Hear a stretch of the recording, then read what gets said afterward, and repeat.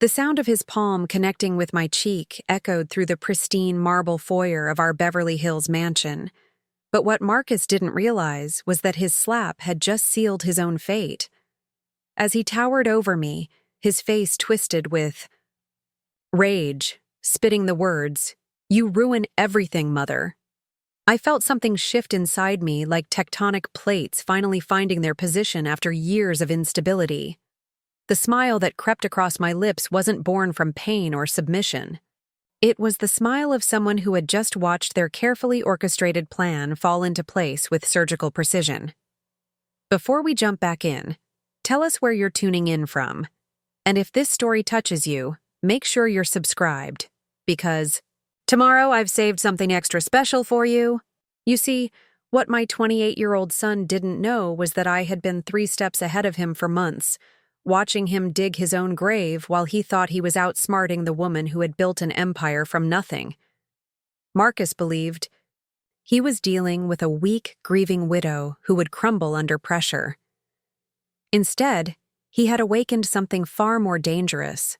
A mother scorned who happened to also be one of the most cunning business strategists on the West Coast. My name is Victoria Sterling, and until 6 months ago, I was living what most people would consider a charmed life. At 55, I had everything that society tells us we should want. A stunning home in the hills overlooking Los Angeles, a successful interior design business that catered to Hollywood's elite, and a son who I believed loved and respected me. My husband Richard had passed away 2 years prior after a brief but brutal battle with pancreatic cancer, leaving me not just emotionally devastated, but also the sole inheritor of his considerable fortune from his tech startup that had been acquired by a major corporation just months before his diagnosis. The irony wasn't lost on me that Richard's greatest professional triumph coincided with his death sentence. We had planned to travel the world together, to finally enjoy the fruits of decades of hard work and sacrifice. Instead, I found myself alone in a house that suddenly felt cavernous, with only Marcus and his girlfriend Jessica as my primary connections to anything resembling family. Marcus had always been what people generously called spirited. As a child, he had a talent for pushing boundaries and testing limits that I had attributed to his creative nature. He was artistic, dramatic, someone who felt everything intensely. When he struggled in traditional school settings, I hired private tutors. When he couldn't hold down conventional jobs, I helped him start his own photography business. When his expensive tastes exceeded his income, I supplemented his lifestyle because I believed I was investing in his eventual success and happiness. Looking back now, I realize I had been enabling a monster disguised as my beloved child. The first real crack in my perception began 3 months after Richard's funeral. I had been going through the painful process of sorting through my husband's personal effects when I discovered something that made my blood run cold. Hidden in his home office safe, along with important documents and jewelry, was a small recording device that Richard had apparently been using to document conversations. The device contained hours of audio, most of it mundane business calls and personal memos he had been making for a book he planned to write about entrepreneurship. But buried in those recordings was a conversation between Marcus and Jessica that Richard had accidentally captured during one of their visits to the house. They had been in the office while Richard was upstairs resting, unaware that his voice-activated recording system was still running. Jessica's voice came through crystal clear. "How much longer do we have to keep pretending? This whole grieving son act is exhausting." Marcus's response chilled me to the bone. "Not much longer. The old man left everything to her, but she's so desperate for family connection that she'll probably sign over half of it just to keep me happy. And if she doesn't, well, grief can make people do unpredictable things. Accidents happen." The recording continued with them discussing my emotional state, my loneliness, and how they could exploit both to their advantage. They talked about me like I was a mark in some elaborate con game, analyzing my weaknesses and vulnerabilities with the clinical detachment of predators studying prey. I listened to that recording 17 times before the full weight of their betrayal settled into my bones. The son I had raised, the boy I had nursed through fevers and heartbreaks, the young man I had supported through every failure and celebrated through every small success, saw me as nothing more than an obstacle standing between him and a fortune he felt entitled to inherit. But what Marcus and Jessica had failed to consider was that I hadn't built my business from nothing by being naive or easily manipulated. The interior design world is cutthroat, full of people who will smile to your face while plotting to steal your clients, your ideas, and your reputation. I had learned early in my career how to identify deception, how to play political games, and most importantly, how to project exactly the image that would benefit me most in any given situation. If they wanted to see a lonely, grief-stricken widow desperate for family connection, then that's exactly what I would give them. But underneath that carefully constructed facade, I would be planning their downfall with the same meticulous attention to detail that had made my business empire possible. The next few weeks became a masterclass in psychological manipulation, though I doubt Marcus and Jessica ever realized they were the students rather than the teachers. I began playing up my loneliness, calling Marcus more frequently and expressing how much I needed him in my life. I started making comments about how empty the house felt, how overwhelming it was to manage all of Richard's financial affairs alone, and how grateful I was to have such a caring son to help guide me through this difficult time. Marcus ate it up with the enthusiasm of a starving man at a banquet.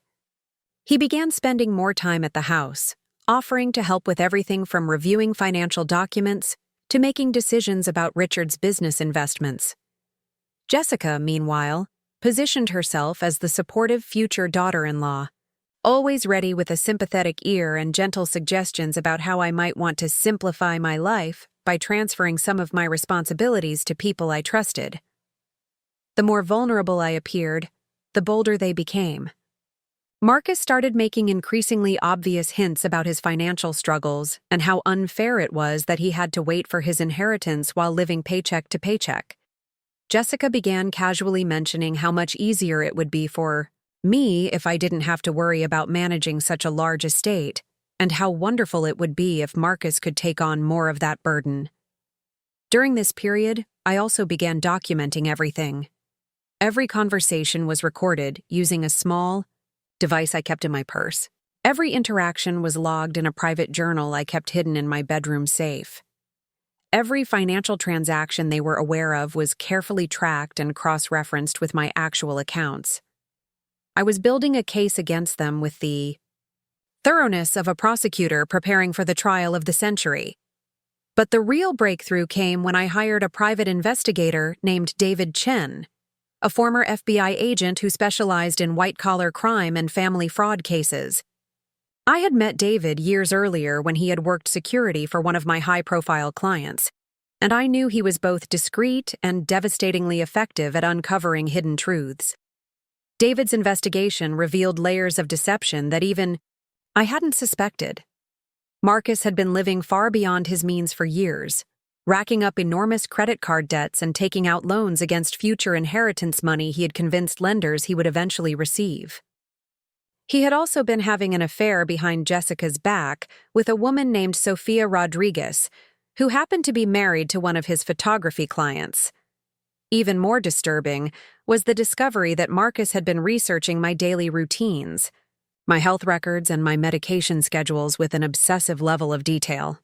Preparing and narrating this story took us a lot of time, so if you are enjoying it, subscribe to our channel. It means a lot to us. Now back to the story. David found evidence that Marcus had been in contact with several questionable individuals, including a former medical technician who had been fired from a local hospital for stealing prescription drugs, and a man with a criminal history involving insurance fraud. The picture that emerged was not of a son waiting patiently for his inheritance, but of someone actively planning to accelerate the timeline of his financial windfall.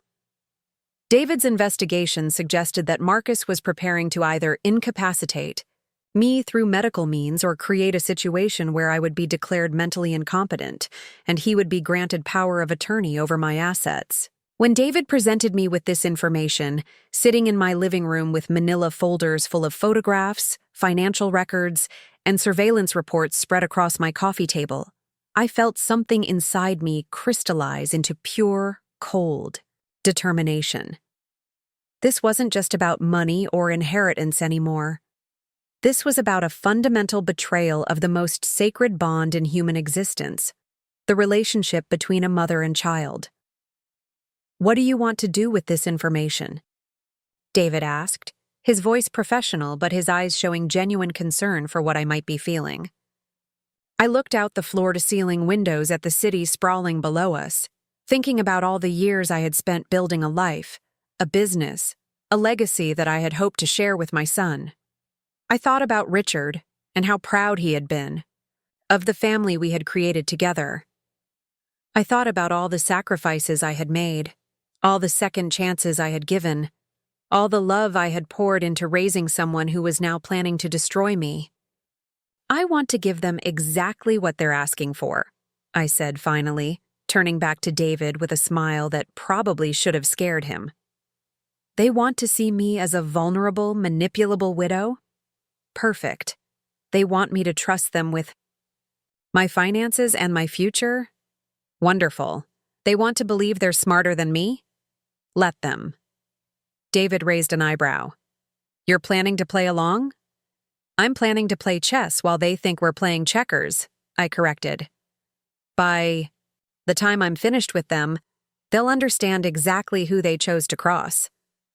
Over the next several weeks, I began implementing a strategy that was part performance art, part psychological warfare, and part financial maneuvering that would have impressed the most cunning Wall Street trader.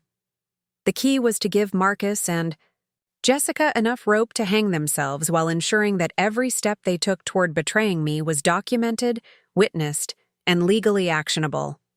I started by making Marcus my primary financial advisor, a role he accepted with poorly concealed eagerness. I gave him access to several of my smaller investment accounts and asked him to help me make decisions about my portfolio. What he didn't know was that these accounts contained money I could afford to lose, and that every transaction he made was being monitored by both David and my actual financial advisor, a woman named Patricia Kim, who had been managing my money for over a decade. Marcus immediately began making high-risk investments that would generate quick commissions for him while potentially devastating my financial security. He also started transferring small amounts of money into accounts that he claimed were for investment opportunities, but were actually going directly into his personal checking account. Meanwhile, Jessica began her own campaign of manipulation, focusing on my emotional vulnerabilities. She started visiting me regularly, bringing flowers and homemade meals, positioning herself as the daughter I had never had. During these visits, she would carefully steer conversations toward topics like estate planning, end-of-life care, and how difficult it must be for me to manage such a large household alone. "Victoria," she said one afternoon as we sat in my garden sharing tea and pastries she had brought from an expensive bakery downtown, "I've been thinking about how overwhelming all of this must be for you. Have you considered maybe simplifying things? Maybe finding a smaller place that would be easier to maintain?" I looked around at the gardens that Richard and I had spent years cultivating, at the house where we had planned to grow old together, and forced tears to well up in my eyes. "I know you're right," I said, my voice trembling with perfectly calculated emotion. "It's just so hard to let go of the memories, This place represents everything Richard and I built together." Jessica leaned forward, placing a manicured hand on my arm with practiced sympathy. "But honey, memories aren't about places. They're about love. Richard would want you to be happy and secure, not struggling to maintain something that's become a burden." The irony of receiving life advice from someone who was plotting to rob me wasn't lost on me, but I nodded thoughtfully as if her words were a revelation. "You're so wise, Jessica. I'm so lucky that Marcus found someone like you. You feel like the daughter I never had." Her smile was radiant, though I could see the calculation behind her eyes. That means everything to me, Victoria. I hope you know that Marcus and I just want what's best for you. We want to take care of you the way you've always taken care of everyone else. These conversations became a regular occurrence, with Jessica gradually escalating her suggestions about how I might want to restructure my life. She began talking about retirement communities where I could have built-in social connections and wouldn't have to worry about home maintenance. She mentioned how much easier it would be if someone trustworthy was handling my financial affairs so I could focus on enjoying my golden years. All the while, Marcus was becoming increasingly brazen in his financial manipulations. He convinced me to sign over power of attorney for several investment accounts, claiming it would make it easier for him to help me manage my affairs. He also began pressuring me to update my will, suggesting that it would be wise to have clear instructions about how my assets should be distributed to avoid any confusion or legal complications later. "Mother," he said one evening as we sat in my home office reviewing financial documents, "I think it's time we talked about updating your estate planning. Dad's been gone for 2 years now, and your current will doesn't reflect your current situation." I looked up from the papers I was pretending to study, allowing confusion to cloud my features. "What do you mean? I thought everything was in order." Marcus leaned back in his chair, assuming the patient tone of someone explaining complex concepts to a child. "Well, for one thing, you're listing properties and investments that you might not even own anymore by the time the will needs to be executed. And some of your beneficiary designations might not make sense given how your priorities have changed." "What kind of changes are you thinking about?" I asked, though I already knew exactly where this conversation was heading. "Well, for instance, you've got a lot of money set aside for various charities and causes that Dad was passionate about. But maybe now you want to focus more on family, on making sure the people who are actually here for you are taken care of." I nodded slowly as if this was the first time such an idea had occurred to me. "That makes sense. I mean, you're right that my priorities have changed.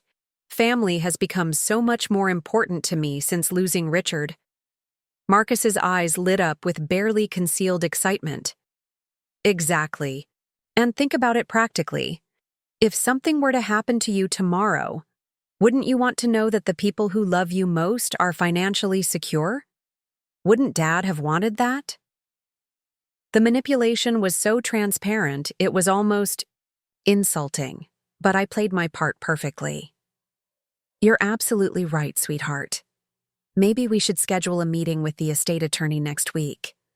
I want to make sure everything reflects what's really important to me now." That night, after Marcus and Jessica had left, I sat in my bedroom reviewing the audio recordings David had helped me set up throughout the house. Their post-visit conversations were always the most revealing when they thought they were safe. To drop their masks and discuss their real thoughts and plans.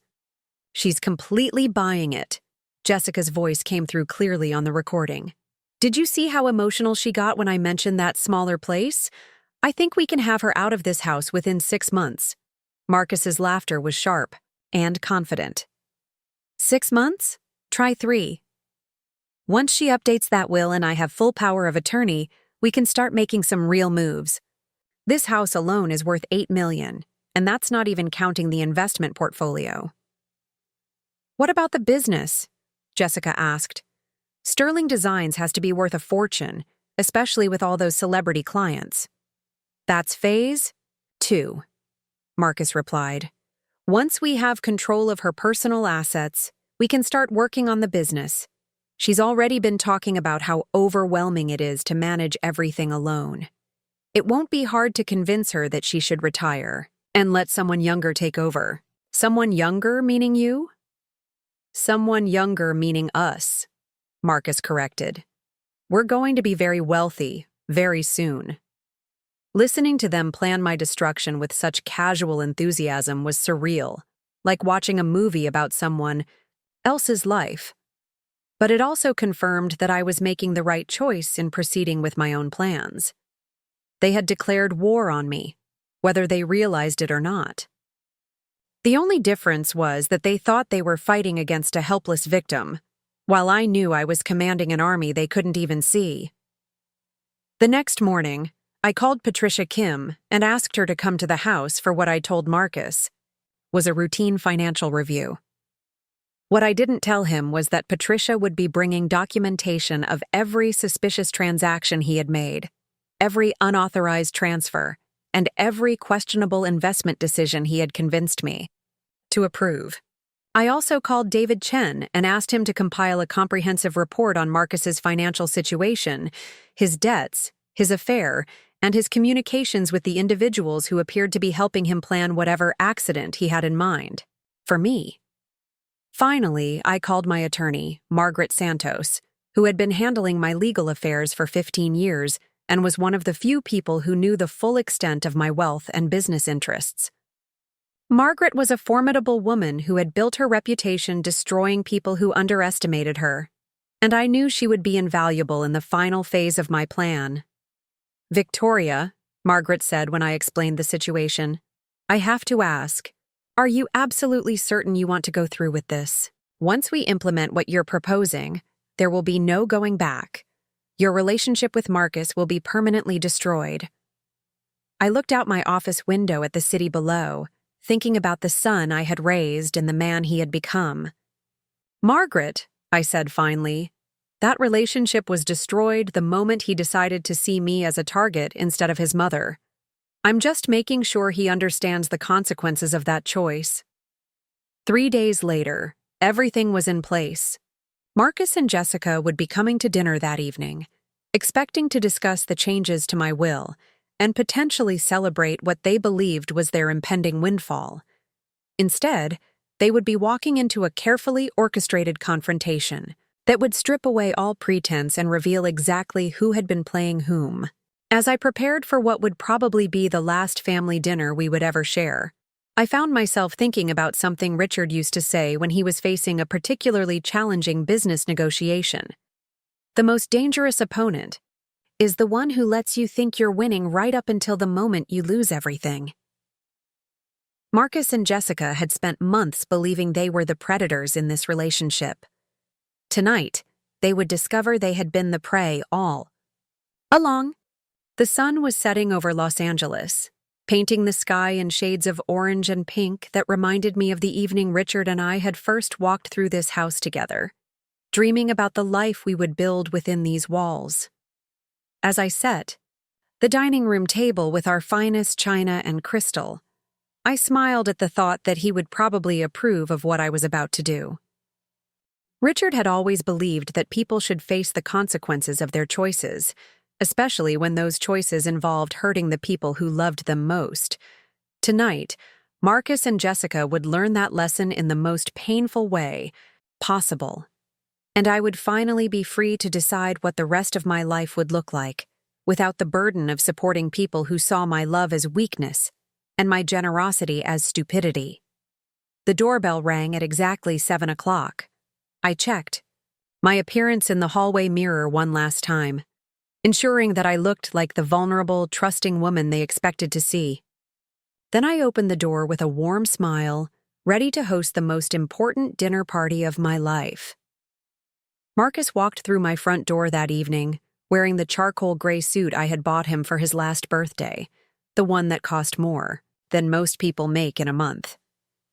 Jessica followed behind him in a flowing emerald dress that complemented her auburn hair perfectly, carrying a bottle of wine that probably cost more than she contributed to their monthly rent. They both moved, with the confident ease of people who believed they were about to close the most profitable deal of their lives. "Mother, you look absolutely radiant," Marcus said, leaning down to kiss my cheek with the practiced affection he had perfected over the past few months. "That color is stunning on you." I smoothed the navy blue silk blouse I had chosen specifically for this evening, knowing it would photograph well under the hidden cameras David had installed throughout the house earlier that day. "Thank you, sweetheart. You both look wonderful. I'm so excited about tonight." Jessica handed me the wine with a smile that could have powered the city's electrical grid. "We brought your favorite Bordeaux, Victoria. I remember you mentioning..."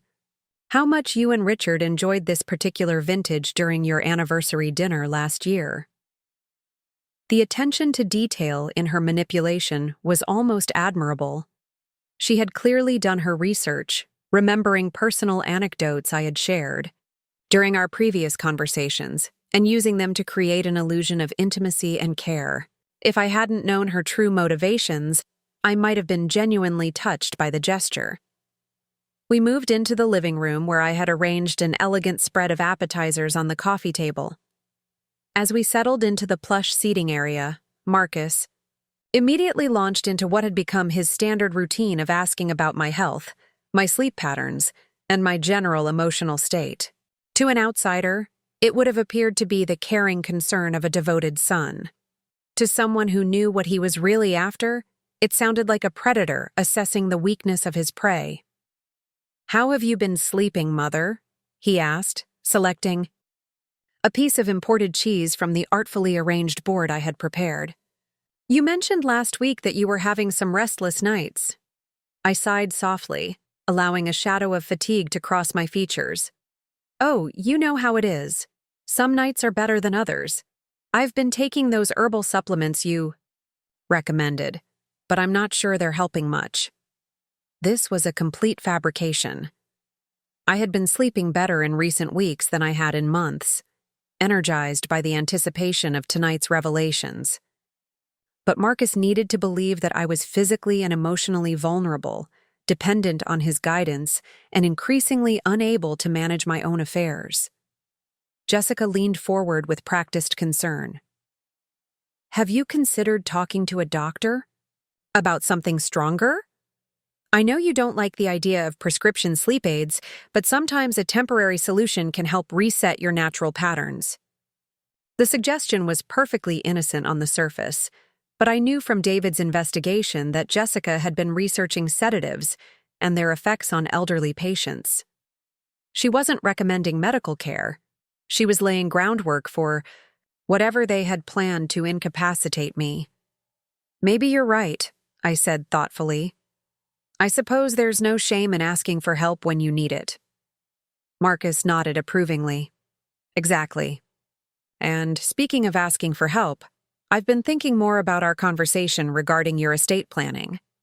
Have you had a chance to review the documents I left with you?" Here it was, the moment they had been building toward for months. I reached for my purse and pulled out a manila folder containing the revised will that Margaret Santos had prepared according to my very specific instructions. But Marcus and Jessica had no idea what those instructions actually contained. "I've read through everything several times," I said, placing the folder on the coffee table between us. "I have to admit, some of the legal language is still confusing to me, but I think I understand the general concepts you outlined." Marcus's eyes locked onto the folder like a hawk spotting movement in tall grass. "Would you like me to walk through it with you? I want to make sure you're completely comfortable with all the changes before we make anything official." I nodded, gratefully. "That would be wonderful. I feel so much more confident when you explain things to me." What followed was perhaps the most surreal conversation of my entire life. Marcus began reading through the document I had provided, clearly expecting to see his name listed as the primary beneficiary of my estate. Instead, the will contained provisions that would have made a medieval torture expert proud in their creativity and precision. According to the document Marcus was reading, I was indeed leaving the majority of my estate to him, but with conditions that would make accessing that inheritance virtually impossible. What if something happened to you and no one was around to help? The setup was so obvious it was almost insulting, but I played my part flawlessly. I suppose I do worry about that sometimes. The house can feel very isolated, especially at night. Marcus nodded gravely. Exactly. And with your sleep issues and the stress you've been under, well, accidents can happen even in the safest environments. People slip in the shower, fall downstairs, have medical emergencies when no one is around to call for help. The subtext was unmistakable. They weren't expressing concern for my welfare. They were planting seeds for how my eventual death might be explained. But instead of feeling afraid, I felt a surge of cold satisfaction. They were giving me exactly what I needed to destroy them. "That's such a frightening thought," I said, allowing genuine fear to creep into my voice. "I never really considered how vulnerable I am here." Jessica reached over and patted my hand with false comfort. "That's why we think you should consider making some changes, maybe getting a medical alert system, or even having someone stay here with you regularly." "Someone like who?" I asked innocently. Marcus and Jessica exchanged a look that they probably thought was subtle. "Well," Marcus said carefully, "Jessica and I have been talking, and we'd be happy to move in here temporarily, just until you feel more secure and settled." There it was, the final piece of their plan falling into place with crystalline clarity. They wanted to move into my house, gain complete access to my daily routines and personal habits, and position themselves to make my death look like a tragic accident that they were conveniently present to witness and report. "Would you really do that for me?" I asked, my voice trembling with what they interpreted as grateful emotion, but was actually barely contained rage. "Of course," Jessica said warmly. "We're family. Taking care of each other is what families do." The hypocrisy was so staggering that I had to bite the inside of my cheek to keep from laughing. These two people, who had spent months plotting my demise, were sitting in my living room talking about family obligations and mutual care. But their arrogance was about to become their downfall. "That sounds wonderful," I said, reaching for my phone. "Let me call Margaret right now and tell her about the new living arrangements. I'm sure she'll want to update some of the details in the will to reflect the changes." Marcus's face went pale. "Oh, you don't need to bother her tonight. It's late, and this can wait until tomorrow." But I was already dialing, putting the phone on speaker so they could hear both sides of the conversation. Margaret answered on the second ring, exactly as we had planned. "Victoria, is everything all right? You sound upset." "Oh, Margaret, I'm fine. Actually, I'm wonderful. Marcus and Jessica are here and they've just offered to move in with me to help ensure my safety and security. Isn't that thoughtful?" There was a pause that Marcus and Jessica probably interpreted as Margaret processing this new information. In reality, Margaret was following a script we had prepared hours earlier. "That's very generous of them," Margaret said carefully. "I assume this means you'll want to make some adjustments to your estate planning to reflect these new circumstances?" "Actually," I said, watching Marcus's face closely, "I think the current arrangements are perfect just as they are. Marcus will inherit everything when I pass away, and now he'll be here to take care of me until that time comes. It's really the ideal situation." Another pause. Then Margaret delivered the line that would change everything. "Victoria, I need to ask you something, and I want you to answer honestly. Are you making these decisions of your own free will, or do you feel like you're being pressured or influenced by anyone?"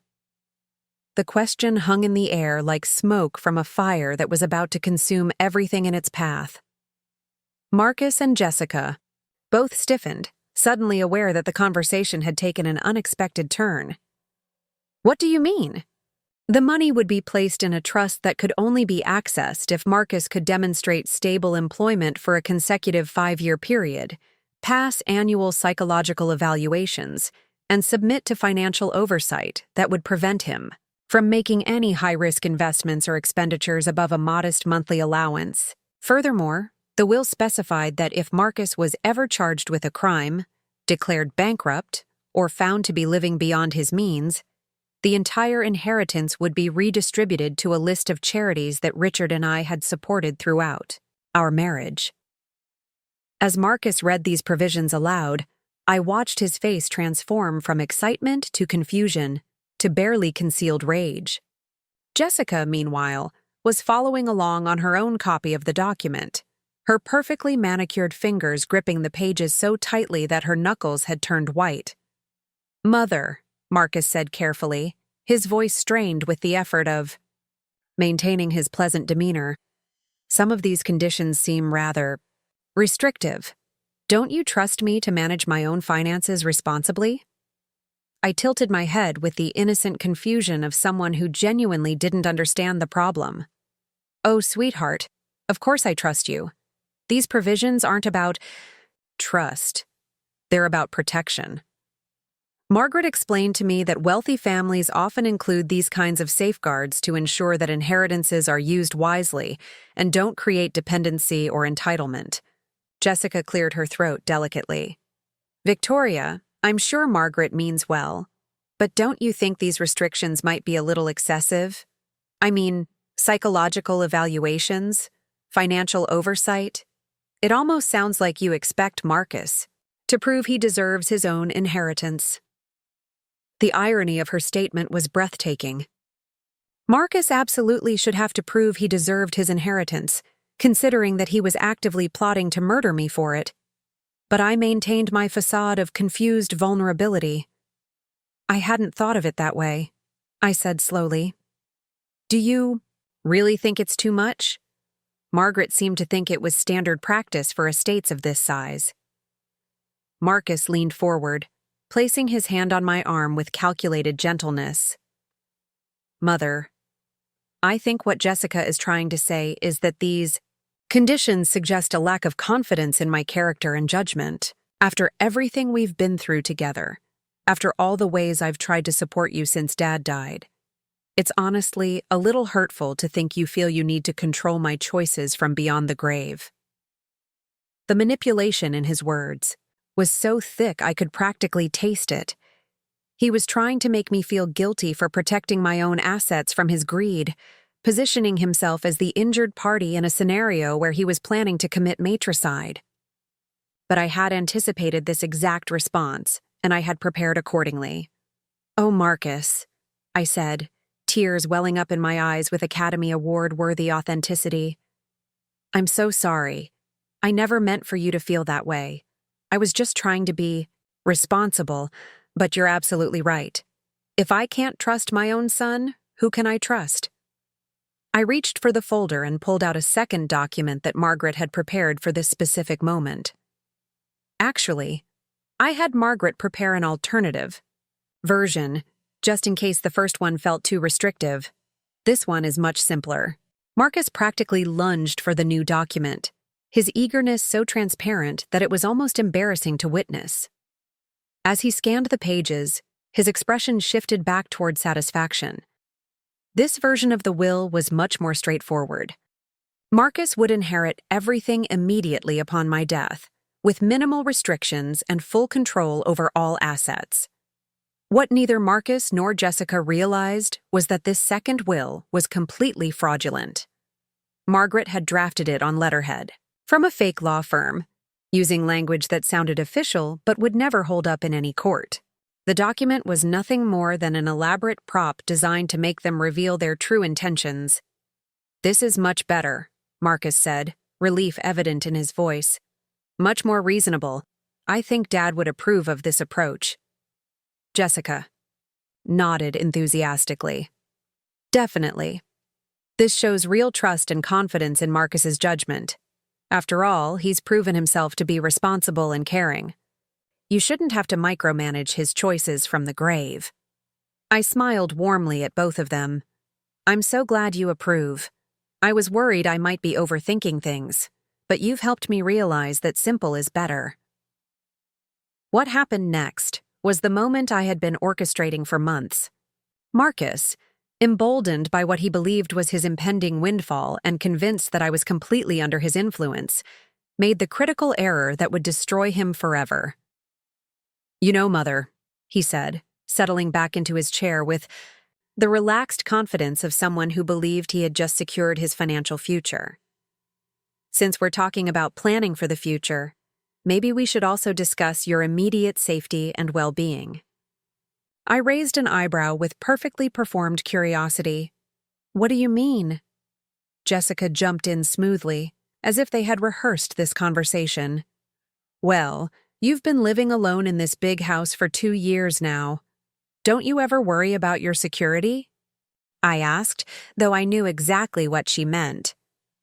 I mean, Margaret continued, her voice taking on the authoritative tone that had made her one of the most feared attorneys in Los Angeles, that in my 30 years of practice, I've seen many cases where elderly clients are manipulated into making financial decisions that benefit their caregivers rather than themselves. The patterns you've described over the past few months are consistent with what we call elder financial abuse.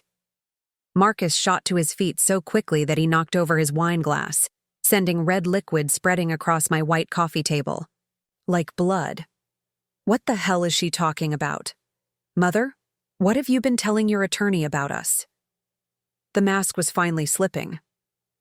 The caring, devoted son was disappearing, replaced by the angry, entitled man I had discovered through months of careful observation and investigation. I haven't been telling her anything, I said, my voice still maintaining its confused, vulnerable quality. Margaret, I don't understand what you're suggesting. I'm suggesting, Margaret said, her words crisp and clear through the phone's speaker, that you might want to reconsider any major financial decisions until we can have a private conversation about your current living situation and the people who have access to your assets. Jessica had gone completely silent, her face frozen in an expression of dawning horror as she began to realize that their carefully constructed plan was unraveling in real time. Marcus, however, was past the point of maintaining any pretense. "Turn off the damn phone," he snarled, lunging toward me with a fury I had never seen before. "Turn it off right now." That's when everything exploded into chaos. As Marcus reached for my phone, I stood up and stepped back, my movements suddenly sharp and confident rather than frail and uncertain. The transformation was so dramatic that both Marcus and Jessica froze, staring at me as if I had just revealed myself to be someone else entirely. "Actually," I said, my voice now carrying the steel that had made me successful in a cutthroat business world, "I think Margaret and I should finish our conversation." Marcus's face contorted with rage and confusion. "What the hell is going on here?" "What's going on," I replied calmly, "is that your performance is over. Both of your performances." That's when Marcus's control finally snapped completely. All the months of careful manipulation, all the patient plotting, all the calculated charm evaporated in an instant. He raised his hand and brought it down across my face with a sharp crack that echoed through the room like a gunshot. "You ruin everything!" he screamed, his voice raw with fury and desperation. "You've always ruined everything! You're a controlling, manipulative bitch who can't stand the thought of anyone else being happy." The slap stung, but not nearly as much as the words that followed it. After everything I had done for him, every sacrifice I had made, every debt I had paid, every dream I had deferred to support his happiness, he truly believed that I was the problem in our relationship. But as I touched my cheek where his hand had struck me, I felt something I hadn't expected. Relief. The last tiny part of me that had hoped this was all a misunderstanding, that somehow we could find our way back to being a real family, finally died. There was no going back now, no room for doubt or second thoughts, and that's when I smiled. It wasn't the broken smile of a victim or the sad smile of a disappointed mother. It was the cold, satisfied smile of someone whose most elaborate plan had just reached its perfect conclusion. "Margaret," I said into the phone, never taking my eyes off Marcus's face, "did you get all of that?" "Every word," Margaret replied. "The assault, the verbal abuse, and the context that preceded it, along with everything David's surveillance equipment captured throughout the evening." The color drained from Marcus's face as the implications hit him. "Surveillance equipment?" I gestured casually around the room. "Hidden cameras and microphones in every room of the house, installed by a former FBI agent who has been documenting your activities for the past 3 months. Every conversation, every scheme, every moment you thought you were manipulating a helpless old woman." Jessica finally found her voice, though it came out as little more than a whisper. You knew. This whole time, you knew what we were planning. I knew about the life insurance policy you took out on me, I said, beginning to pace around the room as I delivered the revelations I had been saving for this moment. I knew about your debts, Marcus, and your affair with Sofia Rodriguez. I knew about your research into sedatives and untraceable poisons, Jessica. I knew about your communications with David Brennan, the former medical technician who was going to help you make my death look like a heart attack. With each revelation, Marcus and Jessica seemed to shrink further into themselves, their confident demeanor crumbling like a house built on sand. But most importantly, I continued, I knew that you both saw me as nothing more than an obstacle standing between you and money you felt entitled to steal. Marcus was shaking his head frantically. Mother, please, let me explain. It wasn't supposed to be like this. We never meant to hurt you. You never meant to hurt me? I laughed, a sound devoid of any warmth or affection. Marcus, you were planning to murder me. You researched the most efficient ways to kill someone my age without leaving evidence. You calculated how long you would need to wait after my death before accessing my accounts. You discussed what you would do with my body to make the scene look convincing. The last statement was a bluff. David's investigation hadn't uncovered evidence of them planning the actual mechanics of my murder, but their reaction told me I had hit close enough to the truth to matter.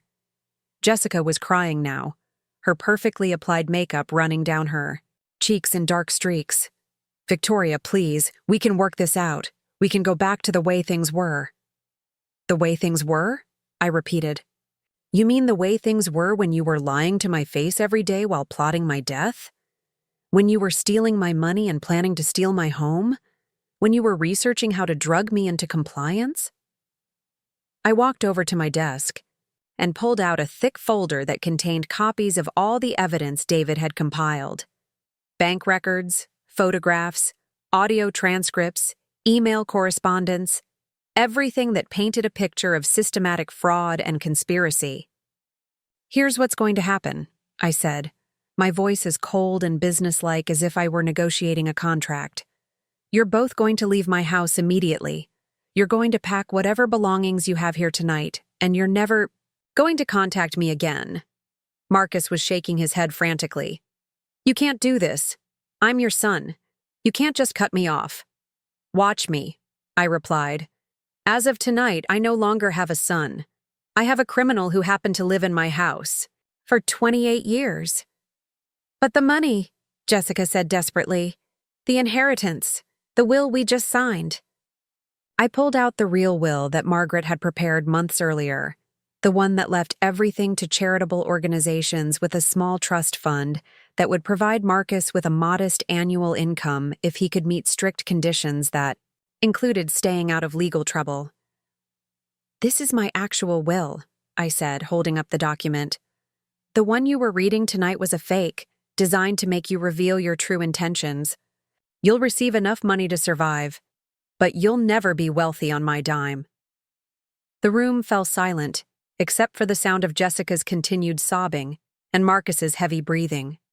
I could see him calculating his options, trying to figure out if there was any way to salvage the situation or turn it to his advantage. You can't prove any of this, he said finally, his voice desperate but still carrying a note of defiance. It's all circumstantial evidence and hearsay. I smiled again, and this time there was genuine amusement in it. Marcus, I've been building a case against you for months with the help of professionals who specialize in white-collar crime and elder abuse. But more importantly, you just assaulted me in front of witnesses while making statements that confirm your motives and intentions. I gestured toward the phone, which was still connected to Margaret's office. Margaret has been recording this entire conversation. David's surveillance equipment has captured everything that happened here tonight. And there are several other people who have been monitoring this situation and are prepared to testify about what they've observed. As if on cue, my doorbell rang. I walked over to the intercom and pressed the button to communicate with whoever was outside. Mrs. Sterling? This is Detective Rodriguez with the LAPD. We have a warrant to search these premises and arrest Marcus. Dawson and Jessica Chen on charges of conspiracy to commit fraud and elder abuse. The look of absolute terror that crossed Marcus's face was something I will remember for the rest of my life. All his arrogance, all his entitlement, all his cruel confidence evaporated in an instant as he realized that his world was about to collapse around him. "Mother, please," he whispered, dropping to his knees beside my chair. "Please don't let them do this. I'm sorry. I'm so sorry. I'll change. I'll pay everything back. I'll never bother you again." I looked down at him. This man I had raised and loved and sacrificed for, now groveling at my feet and begging for mercy he had never intended to show me. For a moment, just a moment, I felt a flicker of the maternal instinct that had driven so many of my decisions over the years. Then I remembered the recordings I had heard, the plans they had made, the casual way they had discussed ending my life for their financial benefit. I remembered years of manipulation, lies, and exploitation disguised as family love. "You're not sorry for what you did," I said quietly. "You're sorry you got caught. There's a difference." I stood up and walked to the front door, leaving Marcus kneeling on my living room floor and Jessica still sobbing on my couch. When I opened the door, Detective Rodriguez and 2 other officers were waiting with handcuffs and evidence bags. "Mrs. Sterling," Detective Rodriguez said respectfully, "are you injured? Do you need medical attention?"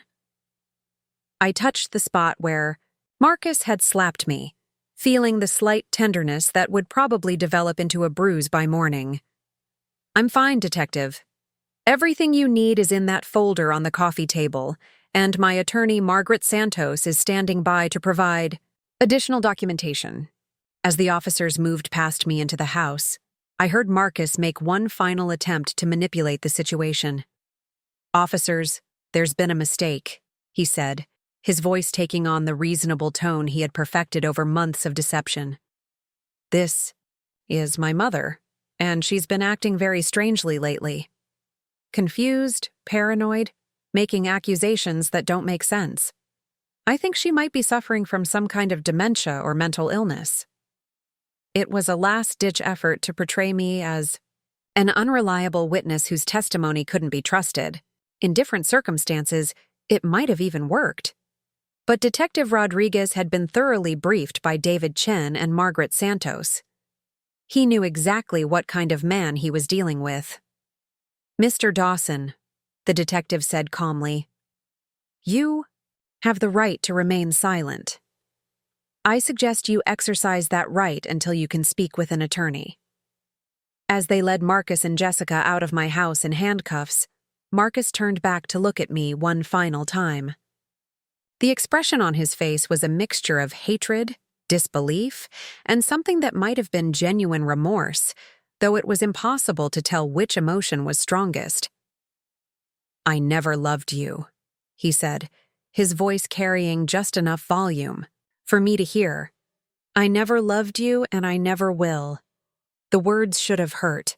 After everything we had been through, after all the years I had spent trying to earn his affection and respect, hearing him say that he had never loved me should have been devastating. Instead, I felt nothing but relief. The last chains binding me to a relationship that had been poisoning my life for years had finally been broken. I was free to build whatever future I wanted, without the burden of trying to fix someone who had never wanted to be saved. As the police cars disappeared down my driveway, I walked back into my house and poured myself a glass of the expensive wine Marcus and Jessica had brought to celebrate what they thought would be my manipulation. The irony was delicious, almost, as much as the wine itself. I called David Chen to let him know that Phase 1 of our plan had been executed successfully. Tomorrow would bring new challenges as the legal process began, but tonight I just wanted to sit in my beautiful home and savor the silence that came with finally being alone by choice rather than by circumstance. For the first time in 2 years, I slept peacefully through the entire night. The morning after Marcus and Jessica's arrest, I woke up in my empty house feeling something I hadn't experienced in years: complete peace. The silence that had once felt oppressive now felt like freedom. No footsteps on the stairs that didn't belong to me. No hushed conversations plotting my downfall. No fake smiles masking genuine malice. Just the gentle sounds of birds in the garden and sunlight streaming through windows that were mine and mine alone. I made myself coffee in the kitchen where Jessica had once stood offering me poisoned advice about simplifying my life, and I found myself laughing at the memory. The woman who had tried to convince me to give up my independence was now sitting in a county jail cell, probably realizing that her own life had just become incredibly complicated. My phone rang as I was enjoying my first peaceful breakfast in months. The caller ID showed David Chen's number, and I answered with genuine warmth in my voice for the first time in weeks. "Good morning, David. I assume you have news about our friends?" His chuckle came through clearly. "Good morning, Victoria. Yes, I have updates, and I think you're going to enjoy hearing them." Marcus and Jessica both spent the night in county lockup, and their bail hearing is scheduled for this afternoon. More importantly, the district attorney's office is treating this as a high-priority case. I settled back in my chair, cradling my coffee cup. What does that mean exactly? It means they're taking the conspiracy charges very seriously. Between the recorded conversations, the financial fraud evidence, and the assault that occurred in front of witnesses, the DA thinks they have an airtight case. They're talking about charges that could result in substantial prison time. The satisfaction I felt wasn't the vindictive pleasure of revenge. It was the calm satisfaction of justice finally being served after months of patient planning and careful execution. "There's something else," David continued. "During their initial interrogation, Marcus tried to claim that you had been displaying signs of mental deterioration and that he was only trying to protect your interests. Unfortunately for him, Jessica contradicted his story when they questioned her separately." I raised an eyebrow. "How so?" "Apparently, when faced with the possibility of serious prison time, Jessica decided that loyalty to Marcus was less important than saving her own skin. She admitted to the fraud scheme and implicated Marcus as the mastermind. She also provided details about some of their activities that we hadn't uncovered in our investigation." This development was both expected and deeply satisfying. I had anticipated that their partnership would crumble under pressure, but I hadn't expected it to happen quite so quickly or thoroughly. "What kind of details?" "Details about Marcus's gambling debts being much larger than we originally discovered. Details about his affair and how he had been using your money to support his mistress. Details about their discussions regarding your daily routine and how they might stage an accident. Jessica is apparently quite eager to cooperate with prosecutors in exchange for a reduced sentence." I felt a chill at the confirmation that they had indeed been planning my death, even though I had suspected it all along. Hearing it stated so matter-of-factly drove home just how close I had come to becoming a victim of their greed. "What happens next?" "Next, you get to watch them face the consequences of their choices while you reclaim your life completely. The legal process will take time, but the evidence is overwhelming. They're not walking away from this."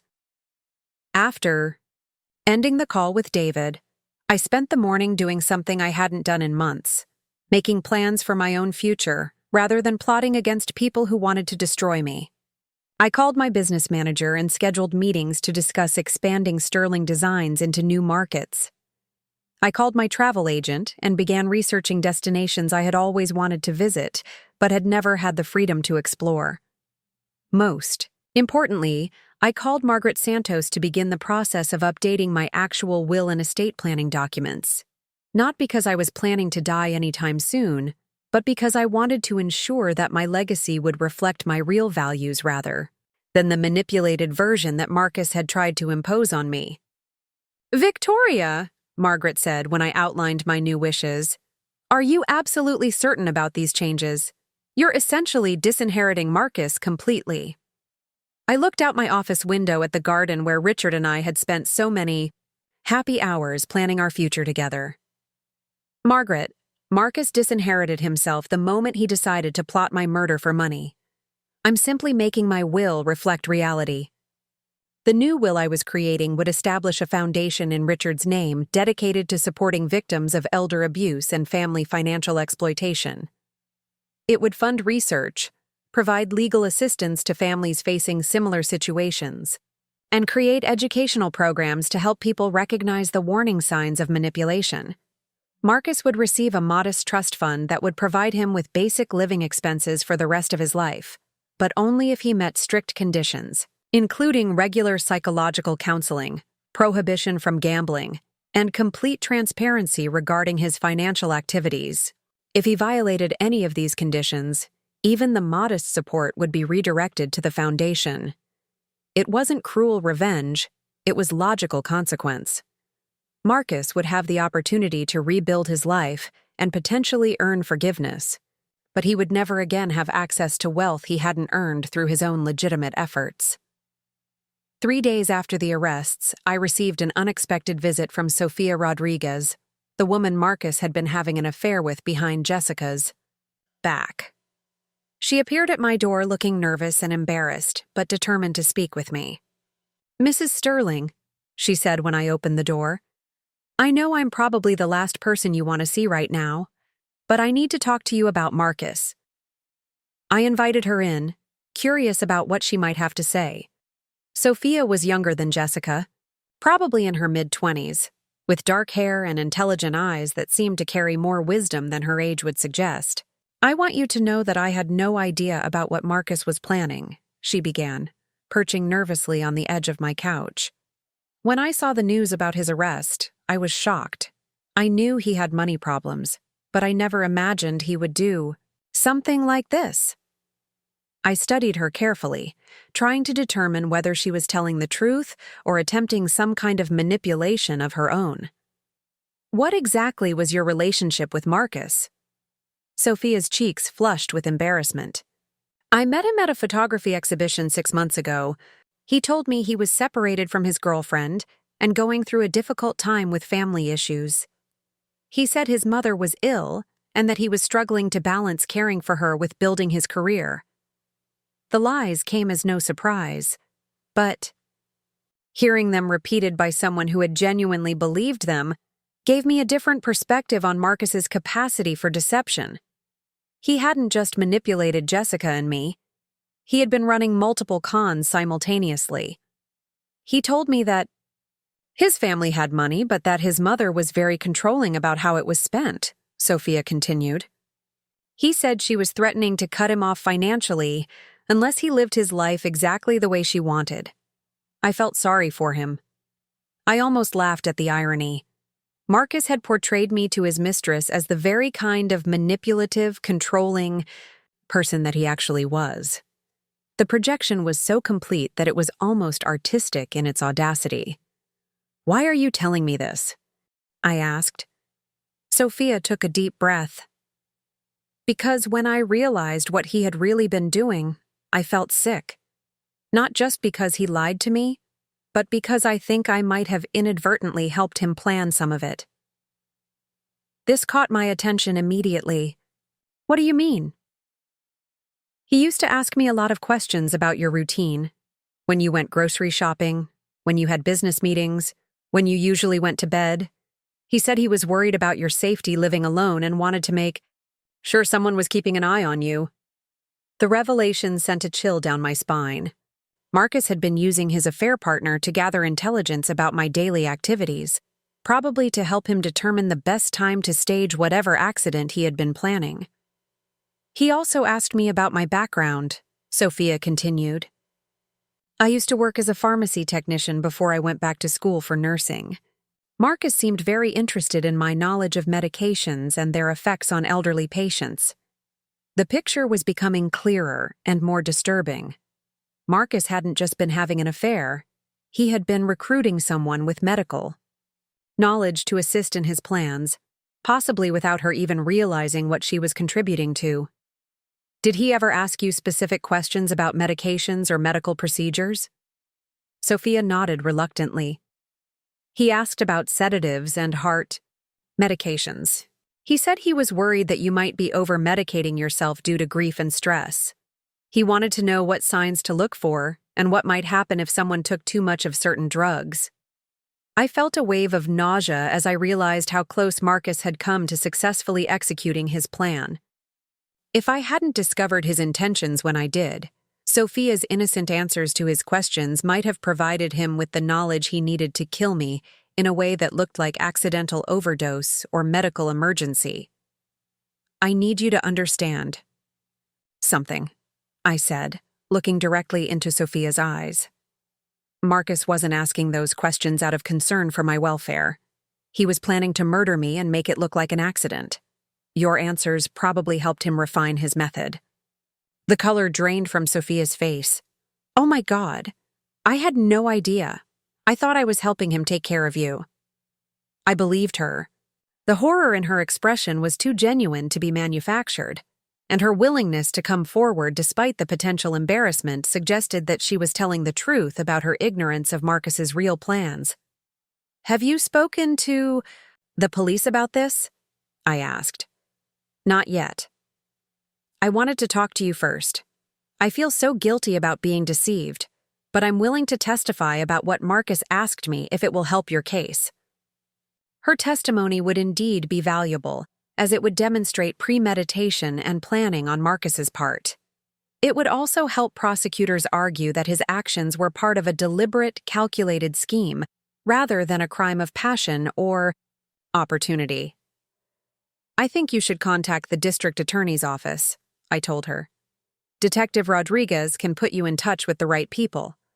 Sophia nodded, then hesitated before asking, Mrs. Sterling, can I ask you something personal?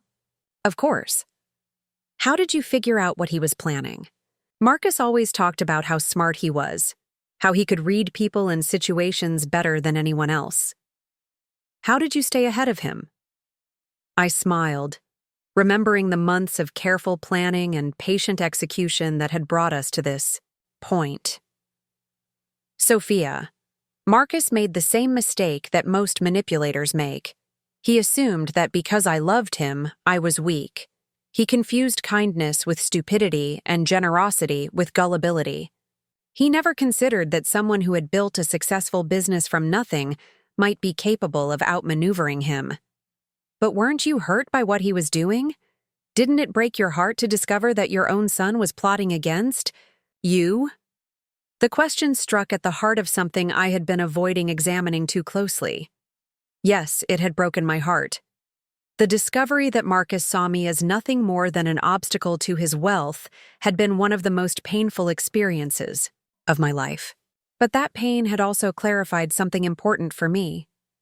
It did break my heart, I admitted, but it also freed me from an illusion that was preventing me from living authentically. I had been trying so hard to earn Marcus's love and respect that I had lost sight of my own worth and dignity.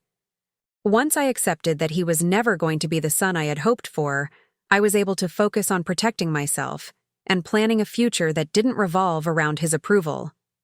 After Sophia left, I spent the afternoon in my garden, pulling weeds and deadheading flowers while I processed the full scope of Marcus's betrayal. The physical work was therapeutic, giving my hands something to do while my mind worked through the complex emotions that came with finally understanding the complete truth about my son's character. The phone call I had been expecting came just before dinner. It was Margaret Santos with news about the bail hearing. Marcus and Jessica were both denied bail, she reported. The judge considered them flight risks given the severity of the charges and the evidence of premeditation. They'll be staying in county jail until their trial dates. How long until trial? Probably 6 to 8 months, assuming they don't accept plea bargains. The district attorney is prepared to offer reduced sentences in exchange for guilty pleas, but both defendants would still face significant prison time. I found myself feeling oddly detached from the news. 6 months ago, the thought of Marcus in jail would have sent me into a panic of maternal concern. Now, it simply felt like the natural consequence of choices he had made as a grown man. There's something else, Margaret continued. Marcus has been trying to contact you from jail. He's made several attempts to call, and he's written 2 letters that the facility has forwarded to my office for review. What do the letters say? The usual things you might expect: apologies, explanations, promises to change, requests for you to drop the charges. Classic manipulation tactics designed to prey on your maternal instincts. I felt a flicker of curiosity about what Marcus might have written, but it was overwhelmed by a sense of finality. Whatever words he had put on paper, they couldn't undo months of betrayal and deception. They couldn't change the fact that he had been willing to kill me for money. I don't want to read them, I said. And I don't want to accept any phone calls from him. If he has something legitimate to communicate, he can do it through his attorney. Are you sure?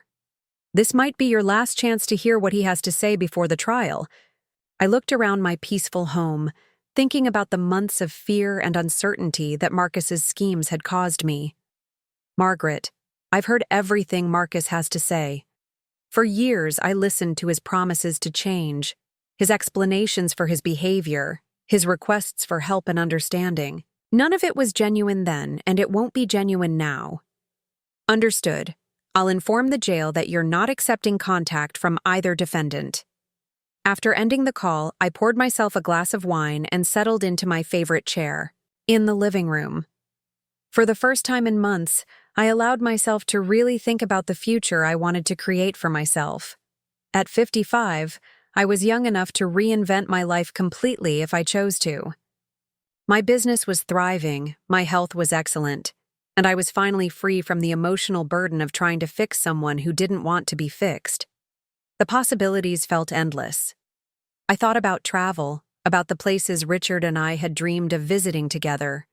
I thought about expanding my business into international markets, working with clients in Europe and Asia who appreciated sophisticated design. I thought about writing a book about my experiences, both as an entrepreneur and as a survivor of family manipulation. Most importantly, I thought about the possibility of finding genuine companionship with someone who valued me for who I actually was rather than what I could provide for them. The doorbell interrupted my contemplation.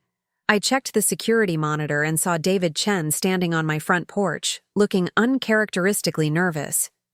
"David," I said as I opened the door, "is everything all right? You look concerned." He smiled, but there was something different about his expression. "Everything's fine with the case, Victoria. Actually, I wanted to talk to you about something else entirely." I invited him in, curious about what might have brought him to my door on a social call. Over the months of working together, David and I had developed a professional relationship built on mutual respect and shared goals, but we had never interacted outside the context of the investigation. "Would you like some coffee? Wine?" I was just having a quiet evening, reflecting on recent events. "Wine sounds perfect," he said, settling into the chair across from mine. "I've been doing some reflecting myself." As I poured his wine, I noticed that David seemed less composed than usual. His typically professional demeanor had been replaced by something more personal and vulnerable. "What's on your mind?" I asked, handing him his glass. David took a sip of wine, then looked directly at me. "Victoria, I need to tell you something, and I hope it won't make things awkward between us." I felt a flutter of anticipation mixed with concern. "What is it?" "Over the past few months, working with you on this case, I've come to admire not just your intelligence and strength, but also who you are as a person. The way you handled an impossible situation, the grace you showed. Under pressure, the strategic thinking you brought to solving your problem, it's been remarkable to witness." I felt warmth spreading through my chest, though I wasn't sure where this conversation was heading. "I'm a professional," David continued, "and I would never compromise a case by mixing business with personal feelings. But now that the case is essentially closed, I find myself hoping that maybe we could explore whether there's something more between us than just a working relationship." The confession was so unexpected that I found myself speechless for a moment. In all my planning and strategizing, I had never considered that something positive and romantic might emerge from the ashes of my relationship with Marcus. "David," I said slowly, "I'm flattered. And if I'm being honest, I've noticed that I look forward to our conversations more than strictly necessary for business purposes." His smile transformed his entire face. "Does that mean you might be open to having dinner with me sometime? Somewhere that isn't related to surveillance or evidence gathering?" I laughed, feeling lighter than I had in years. "I think I would. Like that very much." "There's just one thing I need to ask," David said, his expression becoming serious again. "Are you sure you're ready for this? I know you've been through an incredibly traumatic experience with people you trusted. I don't want to add any pressure or complications to your healing process." His consideration touched me deeply. After months of dealing with people who saw me only in terms of what they could take from me, the idea of being with someone who was concerned about my emotional well-being felt revolutionary. "David, I spent 2 years grieving my husband and trying to rebuild my life. Then I spent months discovering that my son was planning to destroy that life for his own benefit. But through all of that, I never stopped being myself. I never stopped believing that I deserved to be treated with respect and affection." I paused, thinking about the journey that had brought me to this moment. If anything, this experience has clarified what I want from relationships going forward. I want honesty, mutual respect, and genuine care for each other's well-being. I want to be with someone who sees my strength as attractive rather than threatening. David reached across the space between our chairs and took my hand. "That sounds exactly like what I want too." 3 months later, I stood in a courthouse watching Marcus and Jessica be sentenced for their crimes. Marcus received 7 years for conspiracy, fraud, and elder abuse. Jessica received 4 years for her cooperation with prosecutors.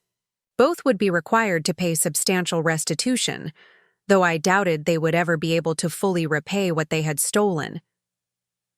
As the judge read their sentences, I felt a sense of closure that had nothing to do with revenge and everything to do with justice. Marcus and Jessica were facing the consequences of their choices, but more importantly, I was free to move forward with my life without looking over my shoulder. Marcus looked at me one final time as the bailiffs led him away. His expression was unreadable, a mixture of anger, regret, and something that might have been genuine remorse. I met his gaze calmly, without hatred or satisfaction, and then I turned away. Outside the courthouse, David was waiting for me with a smile that had become one of my favorite sights in the world. "How do you feel?" he asked, putting his arm around my shoulders. "Free," I said simply. "For the first time in years, I feel completely free." 6 months after that, David and I were married in a small ceremony in my garden, surrounded by friends who had supported me through the darkest period of my life, and were now celebrating the beginning of a new chapter. Margaret Santos served as my matron of honor, having become not just my attorney, but one of my closest friends. Patricia Kim, my financial advisor, handled the photography with professional equipment that put Marcus's amateur efforts to shame.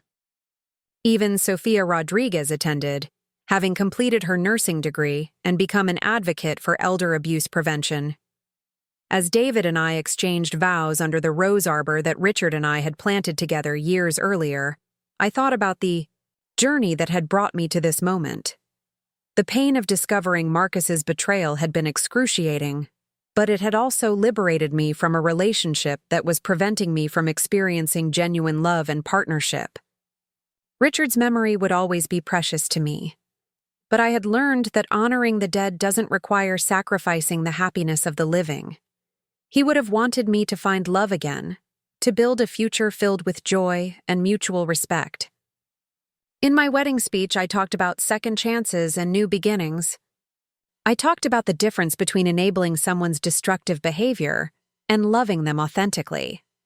I talked about the importance of recognizing our own worth and refusing to accept treatment that diminishes our dignity.